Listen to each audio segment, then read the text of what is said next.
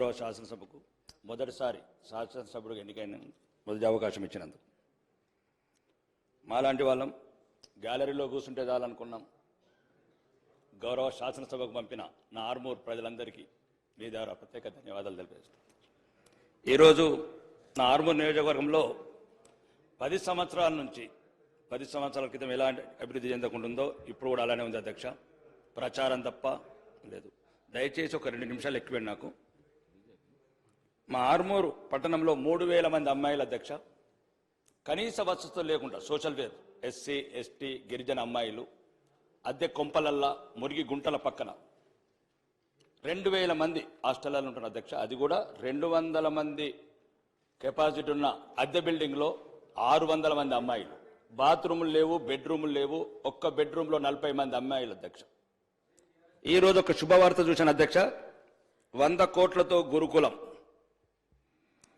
కొడంగల్ నమూనాలో కొడంగల్ ఇంటిగ్రేటెడ్ గురుకులం అని అధ్యక్ష మీ ద్వారా గౌరవ ముఖ్యమంత్రి గారికి మోడల్ కొడంగలే కాకుండా నా ఆర్మూర్ను కూడా ఇంకొక మోడల్గా తీసుకోవాలని ఈ 100 కోట్ల గురుకులంకు ఆ 200 మంది అమ్మాయిలు ఎస్సీ ఎస్టీ మైనార్టీ ఆడబిడ్డలు వాళ్ళకు కూడా మొదటిసారి అవకాశం ఇవ్వమని మీ ద్వారా కోరుకున్నాను అధ్యక్ష. రెండోది 100 బెడ్స్ హాస్పిటల్ ఉంది అధ్యక్ష. అది పేరుకే 100 బెడ్. 10 బెడ్లకు సరిపడా డాక్టర్స్ లేరు, నర్సెస్ లేరు, ఎక్విప్మెంట్స్ లేవు. గౌరవ మంత్రి గారిని కూడా కలవడం జరిగింది. నిజామాబాద్ జిల్లాకు వచ్చినప్పుడు ఒక అంబులెన్స్ అని ఇవ్వండి అన్న అడిగాను. అంబులెన్స్ కూడా రాలేదు అధ్యక్ష. 2 నెలల నుంచి మంత్రులను అడుగుతున్నాను. దయచేసి పేదవాడికి ఉన్న ఒకే ఒక్క డబ్బున్న వాళ్ళు ఎవరు హాస్పిటల్కి వెళ్ళారు అధ్యక్ష. దయచేసి మీ ద్వారా గౌరవ మంత్రులకు నా హాస్పిటల్ కావాల్సిన కేడార్ స్ట్రెంత్ అండ్ ఎక్విప్మెంట్స్ ఇప్పించగలని కోరుకుంటున్నాను అధ్యక్ష. మూడోది, మొన్న గౌరవ ముఖ్యమంత్రి గారు అండ్ భారీ పరిశ్రమ శాఖ మంత్రి గారు స్విట్జర్లాండ్ దావోస్కి వెళ్ళారు అధ్యక్ష. 40,000 కోట్లు పెట్టుబడులు వచ్చాయని చెప్పారు అధ్యక్ష. సంతోషం. రాష్ట్ర ప్రభుత్వానికి ఒక కొత్త అధ్యాయం అనుకుంటున్నాను. మా లక్కంపల్లి సెట్స్ సుమారు ప్రారంభించిన నాటి నుంచి ఇప్పటివరకు ఒక ఇండస్ట్రీ రాలేదు అధ్యక్ష. దీని ద్వారా ఏదైతే విదేశాలు కావచ్చు మిగతా రాష్ట్రాల నుంచి పారిశ్రామికవేత్తలు వచ్చినప్పుడు మన ఉమ్మడి 10 జిల్లాలకు సుమారు 40,000 కోట్లు వస్తే ఒక 20,000 కోట్లు ప్రతి ఇండస్ట్రియలిస్ట్కి చెప్పండి అధ్యక్ష. ఒక 20% నిజామాబాద్, ఒక 20% వరంగల్, ఒక 20% నల్గొండ, ఒక 20% ఖమ్మం. హైదరాబాద్ చుట్టూ మేము 20-30 సంవత్సరాలు చూస్తున్నాం అధ్యక్ష. ఏ పెట్టుబడిదారు వచ్చినా హైదరాబాద్ అంటేనే ఇష్టపడుతున్నాడు. ఔటర్ రింగ్ రోడ్ కావచ్చు, ఇంటర్నేషనల్ ఎయిర్పోర్ట్ కావచ్చు, ఇక్కడున్న ఇన్ఫ్రా కావచ్చు. మా యువతనేమో మత్తు పదార్థాలకు బానిసవుతుంది అధ్యక్ష. పల్లెలల్లా గంజాయి అనే పదం. ఒక గ్రామంలో 434 మంది యువకులు ఉద్యోగాలు లేక, ఇండస్ట్రీస్ లేక, కుటీర పరిశ్రమలు లేక మత్తు బానిసలు అవుతున్నారు అధ్యక్ష. ఎందుకంటే యువ ముఖ్యమంత్రి, డైనామిక్ ముఖ్యమంత్రి. కాబట్టి ఇప్పుడున్న ముఖ్యమంత్రి గారన్న ఇది ఆలోచించి ప్రతి జిల్లాకు, నేను 20 సంవత్సరాలు చూస్తున్నా అధ్యక్ష. ప్రతి ప్రభుత్వం 1999 నుంచి నేను గమనిస్తున్నాను ఈ రాష్ట్ర ప్రభుత్వాలని. ఎవరు వచ్చినా ఫ్యాబ్ సిటీ అంటారు, ఔటర్ రింగ్ రోడ్ పక్కన ల్యాండ్ కావాలంటారు. ఎవరు వచ్చినా చందన్పల్లి అమెజాన్ క్యాంప్ కావాలంటారు. ఎవరు వచ్చినా షాద్నగర్ కావాలంటారు. మరి మా పిల్లలు ఎట్లా అధ్యక్ష? ఆదిలాబాద్ గూడాలు ఉన్న లంబాడి తండాల పిల్లలు ఎట్లా?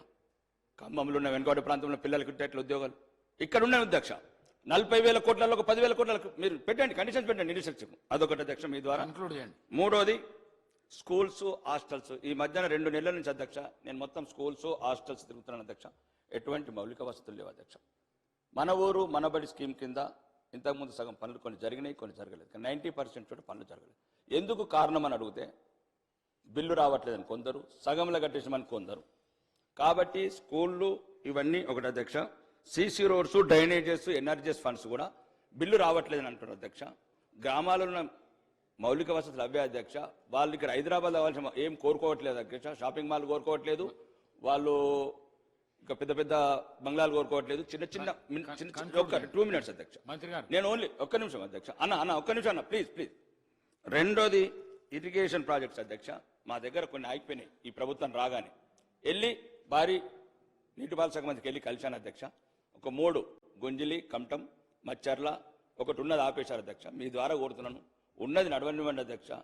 దాని ద్వారా చిన్న చిన్న పల్లెలు, పచ్చటి పొలాలు నిండుగా ఉండాలంటే ఇట్లాంటి ఆపకండి. వెంటనే మొదలుపెట్టే మీ ద్వారా చెప్తున్నా అధ్యక్ష. చివరిగా ఈ ఆర్టీసీ బస్ స్టాండ్ అధ్యక్ష మేము చిన్నగా ఉన్నప్పుడు కట్టారు అధ్యక్ష ఆర్మూర్లో. మా తాత ముత్తాతలు దానికి ల్యాండ్ అక్విజిషన్ కింద కొద్ది ల్యాండ్ ఉంచితే ఇంతకుముందున్న ప్రభుత్వంలో మాజీ శాసనసభ్యుడు షాపింగ్ మాల్ కట్టుకున్నారు అధ్యక్ష. నేను వచ్చిన తర్వాత దాని మీద సంబంధిత సంస్థలని ప్రెషర్ చేస్తే 3.5 కోట్లు ఈ గౌరవ ప్రభుత్వం వసూలు చేసింది అధ్యక్ష. సంతోషం. నేనేమంటున్నానంటే ఇంకా 8 మొత్తము 3.5 కోట్లు ఇంకా 4.5 కోట్లే అధ్యక్ష. ఈ 8 కోట్ల రూపాయలతో మాకు ఒక మోడల్ బస్ స్టాండ్ కట్టాలని, ఒక మోడల్ బస్ స్టాండ్ కట్టి మా తాత ముత్తాతలు ఏది కోరుకొని ల్యాండ్ అక్విజిషన్ ఇచ్చారో, ఒకవేళ ఎట్లయితే ప్రైవేట్ కార్పొరేషన్స్ కూడా డెవలప్ చేస్తున్నారో ఒక కార్పొరేషన్ క్రియేట్ చేసి ఒక మోడల్ బస్ స్టాండ్ కట్టి తెలంగాణకి తలమానికంగా ఈ షాపింగ్ మాల్ ఛార్జీలను కూడా ఈఎంఐగా కన్వర్ట్ చేయొచ్చు అధ్యక్ష.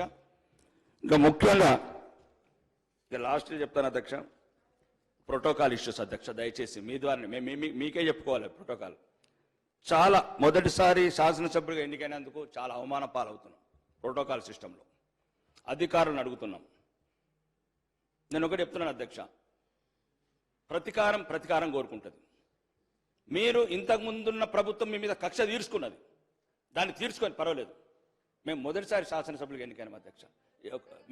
ఒక్క నిమిషం నేను చెప్తున్నాను. ఒకవేళ మీకు అట్లా అనిపిస్తా నేనేమంటున్నా అంటే మేము మొదటిసారి వచ్చినాం, మా మీద పగబడితే ఏమొస్తుంది అధ్యక్ష?